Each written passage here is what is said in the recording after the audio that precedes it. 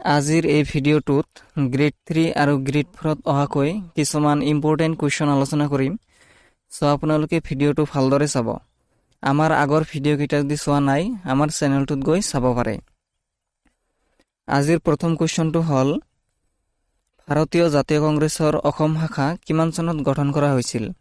যে ভাৰতীয় জাতীয় কংগ্ৰেছৰ অসম শাখা কিমান চনত গঠন কৰা হৈছিল? অপশ্যনসমূহৰ ভিতৰত কাৰেক্ট অপশ্যনটো হ'ল অপশ্যন নম্বৰ চি 1921 চনত। যে 1921 চনত ভাৰতীয় জাতীয় কংগ্ৰেছৰ অসম শাখা গঠন কৰা হৈছিল। এতিয়া আহিছোঁ 2 নম্বৰ কুৱেশ্যনটোলৈ। 2 নম্বৰ কুৱেশ্যনটোত সুধিছে আসাম এছ'চিয়েশ্যনৰ প্ৰথম সভাপতি কোন আছিল? যে আসাম এছ'চিয়েশ্যনৰ প্ৰথম সভাপতি কোন আছিল? অপশ্যনসমূহৰ ভিতৰত কাৰেক্ট অপশ্যনটো হ'ল অপশ্যন নম্বৰ এ প্ৰভাত চন্দ্ৰ বৰুৱা। প্ৰভাত চন্দ্ৰ বৰুৱা আছিল আসাম এছ'চিয়েশ্যনৰ প্ৰথম সভাপতি। এতিয়া আহিছোঁ 3 নম্বৰ কুৱেশ্যনটোলৈ। 3 নম্বৰ কুৱেশ্যনটোত সুধিছে অসমৰ কোন মুখ্যমন্ত্ৰীৰ কাৰ্যকালত প্ৰথম পঞ্চবাৰ্ষিক পৰিকল্পনা আৰম্ভ কৰা হৈছিল? যে অসমৰ কোন মুখ্যমন্ত্ৰীৰ কাৰ্যকালত প্ৰথম পঞ্চবাৰ্ষিক পৰিকল্পনা আৰম্ভ কৰা হৈছিল? অপশ্যনসমূহৰ ভিতৰত কাৰেক্ট অপশ্যনটো হ'ল option number B Bishnuram Medhi. Bishnuram Medhi মুখ্যমন্ত্ৰীৰ কাৰ্যকালত প্ৰথম পঞ্চবাৰ্ষিক পৰিকল্পনা আৰম্ভ কৰা হৈছিল। এতিয়া আহিছোঁ 4 নম্বৰ কুৱেশ্যনটোলৈ। 4 নম্বৰ কুৱেশ্যনটোত সুধিছে কোন বৰ্ষত ভাৰতীয় জাতীয় কংগ্ৰেছে প্ৰথমবাৰৰ বাবে সংবিধান সভাৰ দাবী কৰিছিল? যে কোন বৰ্ষত ভাৰতীয় জাতীয় কংগ্ৰেছে প্ৰথমবাৰৰ বাবে সংবিধান সভাৰ দাবী কৰিছিল? অপশ্যনসমূহৰ ভিতৰত কাৰেক্ট অপশ্যনটো হ'ল অপশ্যন নম্বৰ ডি 1935 চনত। এতিয়া আহিছোঁ 5 নম্বৰ কুৱেশ্যনটোলৈ। 5 নম্বৰ কুৱেশ্যনটোত সুধিছে সংবিধান সভাৰ সভাপতি হিচাপে কোন নিৰ্বাচিত হৈছিল? যে সংবিধান সভাৰ সভাপতি হিচাপে কোন নিৰ্বাচিত হৈছিল? অপশ্যনসমূহৰ ভিতৰত কাৰেক্ট অপশ্যনটো হ'ল option number B Rajendra Prasad. যে সংবিধান সভাৰ সভাপতি হিচাপে ৰাজেন্দ্ৰ প্ৰসাদ নিৰ্বাচিত হৈছিল। এতিয়া আহিছোঁ 6 নম্বৰ কুৱেশ্যনটোলৈ। 6 নম্বৰ কুৱেশ্যনটোত সুধিছে অসমত প্ৰথমখন অকংগ্ৰেছী চৰকাৰৰ মুখ্যমন্ত্ৰীগৰাকী কোন আছিল? যে অসমত প্ৰথমখন অকংগ্ৰেছী চৰকাৰৰ মুখ্যমন্ত্ৰী কোন আছিল? অপশ্যনসমূহৰ ভিতৰত কাৰেক্ট অপশ্যনটো হ'ল অপশ্যন নম্বৰ এ গোলাপ বৰবৰা। যে গোলাপ বৰবৰা আছিল প্ৰথমখন অকংগ্ৰেছী চৰকাৰৰ মুখ্যমন্ত্ৰী। এতিয়া আহিছোঁ 7 নম্বৰ কুৱেশ্যনটোলৈ। 7 নম্বৰ কুৱেশ্যনটোত সুধিছে ভাৰতীয় সংবিধান ৰচনা উপসমিতিত সদস্য হোৱা প্ৰথম অসমীয়া কোন? অপশ্যনসমূহৰ ভিতৰত কাৰেক্ট অপশ্যনটো হ'ল option number C Syed Mohammad Saadulla. যে ভাৰতীয় সংবিধান ৰচনা উপসমিতিত সদস্য হোৱা প্ৰথম অসমীয়া আছিল সৈয়দ মহম্মদ ছাদুল্লাহ। এতিয়া আহিছোঁ 8 নম্বৰ কুৱেশ্যনটোলৈ। 8 নম্বৰ কুৱেশ্যনটোত সুধিছে কিমান চনত অসমৰ চিলেট জিলা পাকিস্তানৰ অন্তৰ্ভুক্ত হয়? যে কিমান চনত অসমৰ চিলেট জিলা পাকিস্তানৰ অন্তৰ্ভুক্ত হয়? অপশ্যনসমূহৰ ভিতৰত কাৰেক্ট অপশ্যনটো হ'ল অপশ্যন নম্বৰ এ 1947 চনত। যে 1947 চনত অসমৰ চিলেট জিলা পাকিস্তানৰ অন্তৰ্ভুক্ত হয়। এতিয়া আহিছোঁ 9 নম্বৰ কুৱেশ্যনটোলৈ। কিমান চনত অসমত প্ৰথমখন জনতা দলৰ চৰকাৰ গঠন হৈছিল? যে কিমান চনত অসমত প্ৰথমখন জনতা দলৰ চৰকাৰ গঠন হৈছিল? অপশ্যনসমূহৰ ভিতৰত কাৰেক্ট অপশ্যনটো হ'ল অপশ্যন নম্বৰ চি 1978 চনত। যে 1978 চনত অসমত প্ৰথমখন জনতা দলৰ চৰকাৰ গঠন হৈছিল। এতিয়া আহিছোঁ 10 নম্বৰ কুৱেশ্যনটোলৈ। 10 নম্বৰ কুৱেশ্যনটোত সুধিছে ৰাজ্যপালক কোনে নিযুক্তি দিয়ে? যে ৰাজ্যপালক কোনে নিযুক্তি দিয়ে? অপশ্যনসমূহৰ ভিতৰত কাৰেক্ট অপশ্যনটো হ'ল অপশ্যন নম্বৰ বি ৰাষ্ট্ৰপতিয়ে। যে ৰাজ্যপালক ৰাষ্ট্ৰপতিয়ে নিযুক্তি দিয়ে। এতিয়া আহিছোঁ 11 নম্বৰ কুৱেশ্যনটোলৈ। 11 নম্বৰ কুৱেশ্যনটোত সুধিছে মুখ্যমন্ত্ৰী এজনৰ কাৰ্যকাল কিমান? যে মুখ্যমন্ত্ৰী এজনৰ কাৰ্যকাল কিমান? অপশ্যনসমূহৰ ভিতৰত কাৰেক্ট অপশ্যনটো হ'ল অপশ্যন নম্বৰ এ 5 বছৰ। এতিয়া আহিছোঁ 12 নম্বৰ কুৱেশ্যনটোলৈ। 12 নম্বৰ কুৱেশ্যনটোত সুধিছে অসম বিধানসভাৰ প্ৰথমখন অধিৱেশন ক'ত অনুষ্ঠিত হয়? যে অসম বিধানসভাৰ প্ৰথমখন অধিৱেশন ক'ত অনুষ্ঠিত হয়? অপশ্যনসমূহৰ ভিতৰত কাৰেক্ট অপশ্যনটো হ'ল অপশ্যন নম্বৰ বি শ্বিলঙত। যে অসম বিধানসভাৰ প্ৰথমখন অধিৱেশন শ্বিলঙত অনুষ্ঠিত হৈছিল। এতিয়া আহিছোঁ 13 নম্বৰ কুৱেশ্যনটোলৈ। 13 নম্বৰ কুৱেশ্যনটোত সুধিছে অসম বিধানসভাৰ প্ৰথম অধ্যক্ষ কোন? যে অসম বিধানসভাৰ প্ৰথম অধ্যক্ষ কোন? অপশ্যনসমূহৰ ভিতৰত কাৰেক্ট অপশ্যনটো হ'ল অপশ্যন নম্বৰ এ বসন্ত কুমাৰ দাস। যে অসম বিধানসভাৰ প্ৰথম অধ্যক্ষ হ'ল বসন্ত কুমাৰ দাস। এতিয়া আহিছোঁ 14 নম্বৰ কুৱেশ্যনটো লৈ। কুৱেশ্যনটোত সুধিছে উচ্চ ন্যায়ালয়ৰ প্ৰথম অসমীয়া বিচাৰপতি কোন? যে উচ্চ ন্যায়ালয়ৰ প্ৰথম অসমীয়া বিচাৰপতি কোন? অপশ্যনসমূহৰ ভিতৰত কাৰেক্ট অপশ্যনটো হ'ল অপশ্যন নম্বৰ চি, হলিৰাম ডেকা। যে উচ্চ ন্যায়ালয়ৰ প্ৰথম অসমীয়া হ'ল হলিৰাম ডেকা। এতিয়া আহিছোঁ 15 নম্বৰ কুৱেশ্যনটো লৈ। 15 নম্বৰ কুৱেশ্যনটোত সুধিছে উচ্চতম ন্যায়ালয়ৰ প্ৰথম অসমীয়া বিচাৰপতি কোন? যে উচ্চতম ন্যায়ালয়ৰ প্ৰথম অসমীয়া বিচাৰপতি কোন? অপশ্যনসমূহৰ ভিতৰত কাৰেক্ট অপশ্যনটো হ'ল অপশ্যন নম্বৰ এ, পাৰ্বতী কুমাৰ গোস্বামী।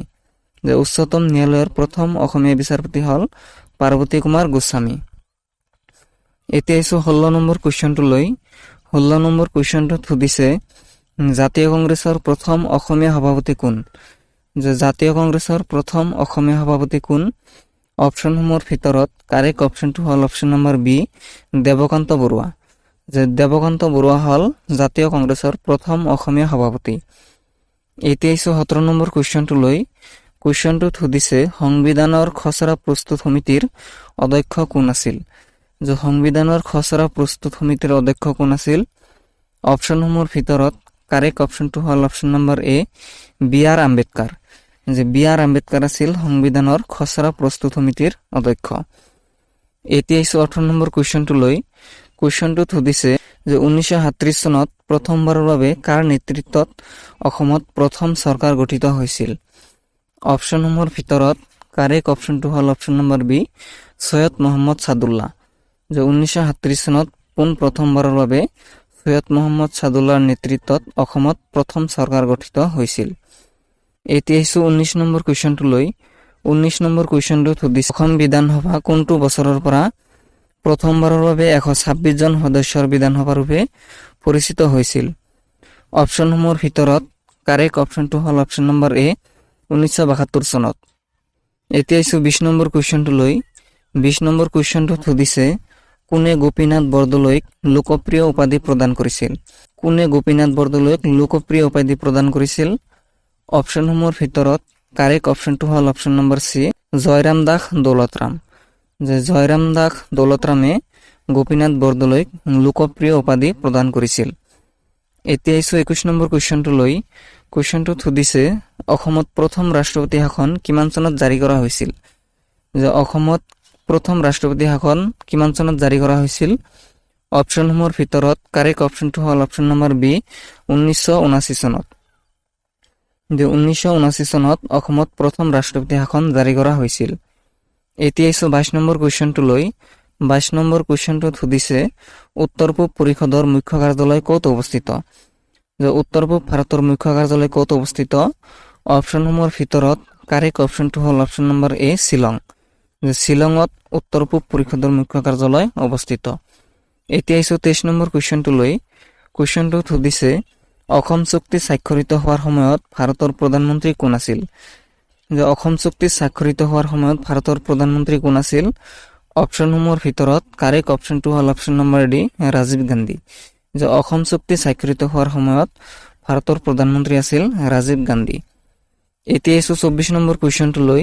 24 নম্বৰ কুৱেশ্যনটোত সুধিছে অসম আন্দোলনৰ প্ৰথম শ্বহীদ কোন? যে অসম আন্দোলনৰ প্ৰথম শ্বহীদ কোন আছিল? অপশ্যনসমূহৰ ভিতৰত কাৰেক্ট অপশ্যনটো হ'ল অপশ্যন নম্বৰ এ, খৰ্গেশ্বৰ তালুকদাৰ। এতিয়া আহিছোঁ 25 নম্বৰ কুৱেশ্যনটো লৈ। কুৱেশ্যনটোত সুধিছে গুৱাহাটী উচ্চ ন্যায়ালয় কিমান চনত স্থাপিত হৈছিল? যে গুৱাহাটী উচ্চ ন্যায়ালয় কিমান চনত স্থাপিত হৈছিল? অপশ্যনসমূহৰ ভিতৰত কাৰেক্ট অপশ্যনটো হ'ল অপশ্যন নম্বৰ ডি, 1948 চনত। যে 1948 চনত গুৱাহাটী উচ্চ ন্যায়ালয় স্থাপন কৰা হৈছিল। এতিয়া আহিছোঁ 27 নম্বৰ কুৱেশ্যনটো লৈ। কুৱেশ্যনটোত সুধিছে বৰ্তমান অসমৰ জিলা কেইখন? যে বৰ্তমান অসমৰ জিলা কেইখন? এই কুৱেশ্যনটোৰ এনচাৰ আপোনালোকে কমেণ্টত জনাব। এতিয়া আহিছোঁ 28 নম্বৰ কুৱেশ্যনটো লৈ। 28 নম্বৰ কুৱেশ্যনটোত সুধিছে স্বাধীন অসমৰ প্ৰথম মুখ্যমন্ত্ৰী কোন আছিল? যে স্বাধীন অসমৰ প্ৰথম মুখ্যমন্ত্ৰী কোন আছিল? অপশ্যনসমূহৰ ভিতৰত কাৰেক্ট অপশ্যনটো হ'ল option number C, Gopinath Bordoloi. যে স্বাধীন অসমৰ প্ৰথম মুখ্যমন্ত্ৰী আছিল গোপীনাথ বৰদলৈ। এতিয়া আহিছোঁ 29 নম্বৰ কুৱেশ্যনটো লৈ। 29 নম্বৰ কুৱেশ্যনটোত সুধিছে বড়ো সাহিত্য সভা কেতিয়া গঠন কৰা হৈছিল? যে বড়ো সাহিত্য সভা কেতিয়া গঠন কৰা হৈছিল? অপশ্যনসমূহৰ ভিতৰত কাৰেক্ট অপশ্যনটো হ'ল অপশ্যন নম্বৰ ডি 1952 চনত। যে বড়ো সাহিত্য সভা 1952 চনত গঠন কৰা হৈছিল। এতিয়া 30 নম্বৰ কুৱেশ্যনটোলৈ। 30 নম্বৰ কুৱেশ্যনটোত সুধিছে ভাৰতৰ প্ৰথম অসমীয়া ৰাষ্ট্ৰপতি কোন আছিল? যে ভাৰতৰ প্ৰথম অসমীয়া ৰাষ্ট্ৰপতি কোন আছিল? অপশ্যনসমূহৰ ভিতৰত কাৰেক্ট অপশ্যনটো হ'ল option number B Fakhruddin Ali Ahmed. যে ভাৰতৰ প্ৰথম অসমীয়া ৰাষ্ট্ৰপতি আছিল ফখৰুদ্দিন আলী আহমেদ। এতিয়া 31 নম্বৰ কুৱেশ্যনটোলৈ। কুৱেশ্যনটোত সুধিছে অসমত কিমানটা বিধানসভা সমষ্টি আছে? যে অসমত কিমানটা বিধানসভা সমষ্টি আছে? অপশ্যনসমূহৰ ভিতৰত কাৰেক্ট অপশ্যনটো হ'ল অপশ্যন নম্বৰ এ 126টা। যে অসমত 126টা বিধানসভা সমষ্টি আছে। এতিয়া 32 নম্বৰ কুৱেশ্যনটোলৈ। কুৱেশ্যনটোত সুধিছে অসমৰ প্ৰথমগৰাকী মুছলমান মুখ্যমন্ত্ৰীৰ নাম কি? যে অসমৰ প্ৰথমগৰাকী মুছলমান মুখ্যমন্ত্ৰীৰ নাম কি? অপশ্যনসমূহৰ ভিতৰত কাৰেক্ট অপশ্যনটো হ'ল option number C Syeda Anowara টাইমুৰ। যে অসমৰ প্ৰথমগৰাকী মুছলমান মুখ্যমন্ত্ৰী হ'ল সৈয়দা আনোৱাৰা টাইমুৰ। এতিয়া 33 নম্বৰ কুৱেশ্যনটোলৈ। কুৱেশ্যনটোত সুধিছে অসম সাহিত্য সভাৰ প্ৰতীক চিহ্নটো কোনে অংকন কৰিছিল? যে অসম সাহিত্য সভাৰ প্ৰতীক চিহ্নটো কোনে অংকন কৰিছিল? অপশ্যনসমূহৰ ভিতৰত কাৰেক্ট অপশ্যনটো হ'ল অপশ্যন নম্বৰ বি যুগল দাস। যে যুগল দাসে অসম সাহিত্য সভাৰ প্ৰতীক চিহ্নটো অংকন কৰিছিল। এতিয়া 34 নম্বৰ কুৱেশ্যনটোলৈ। কুৱেশ্যনটোত সুধিছে বিধানসভাৰ অধ্যক্ষক কোনে নিৰ্বাচিত কৰে? যে বিধানসভাৰ অধ্যক্ষক কোনে নিৰ্বাচিত কৰে? অপশ্যনসমূহৰ ভিতৰত কাৰেক্ট অপশ্যনটো হ'ল অপশ্যন নম্বৰ এ বিধানসভাৰ সদস্যসকলে। যে বিধানসভাৰ সদস্যসকলে বিধানসভাৰ অধ্যক্ষক নিৰ্বাচিত কৰে। এতিয়া 35 নম্বৰ কুৱেশ্যনটোলৈ। কুৱেশ্যনটোত সুধিছে অসমৰ স্বীকৃতিপ্ৰাপ্ত প্ৰথমটো আঞ্চলিক দলৰ নাম কি? যে অসমৰ স্বীকৃতিপ্ৰাপ্ত প্ৰথমটো আঞ্চলিক দলৰ নাম কি? অপশ্যনসমূহৰ ভিতৰত কাৰেক্ট অপশ্যনটো হ'ল option number D Asom Gana Parishad. এতিয়া 34 নম্বৰ কুৱেশ্যনটোলৈ। কুৱেশ্যনটোত সুধিছে ৰাইজৰ দল কেতিয়া গঠিত হৈছিল? যে ৰাইজৰ দল কেতিয়া গঠন কৰা হৈছিল? অপশ্যনসমূহৰ ভিতৰত কাৰেক্ট অপশ্যনটো হ'ল অপশ্যন নম্বৰ বি 2020 চনত। যে 2020 চনত ৰাইজৰ দল গঠন কৰা হৈছিল। এতিয়া 37 নম্বৰ কুৱেশ্যনটোলৈ। কুৱেশ্যনটোত সুধিছে তিৱা সাহিত্য পৰিষদ কিমান চনত গঠন কৰা হৈছিল? যে তিৱা সাহিত্য পৰিষদ কিমান চনত গঠন কৰা হৈছিল? অপশ্যনসমূহৰ ভিতৰত কাৰেক্ট অপশ্যনটো হ'ল অপশ্যন নম্বৰ এ 2005 চনত। যে 2005 চনত তিৱা সাহিত্য পৰিষদ গঠন কৰা হৈছিল। এতিয়া 38 নম্বৰ কুৱেশ্যনটোলৈ। কুৱেশ্যনটোত সুধিছে BTIDৰ মুখ্য কাৰ্যালয় ক'ত অৱস্থিত? যে BTIDৰ মুখ্য কাৰ্যালয় ক'ত অৱস্থিত? অপশ্যনসমূহৰ ভিতৰত কাৰেক্ট অপশ্যনটো হ'ল অপশ্যন নম্বৰ চি কোকৰাঝাৰ। যে BTIDৰ মুখ্য কাৰ্যালয় কোকৰাঝাৰত অৱস্থিত। এতিয়া 39 নম্বৰ কুৱেশ্যনটোলৈ। কুৱেশ্যনটোত সুধিছে ৰাজ্যপাল হ'বৰ বাবে নিম্নতম বয়স কিমান হ'ব লাগে? যে ৰাজ্যপাল হ'বৰ বাবে নিম্নতম বয়স কিমান হ'ব লাগে? অপশ্যনসমূহৰ ভিতৰত কাৰেক্ট অপশ্যনটো হ'ল অপশ্যন নম্বৰ ডি 35 বছৰ। যে ৰাজ্যপাল হ'বৰ বাবে 35 বছৰ হ'ব লাগিব।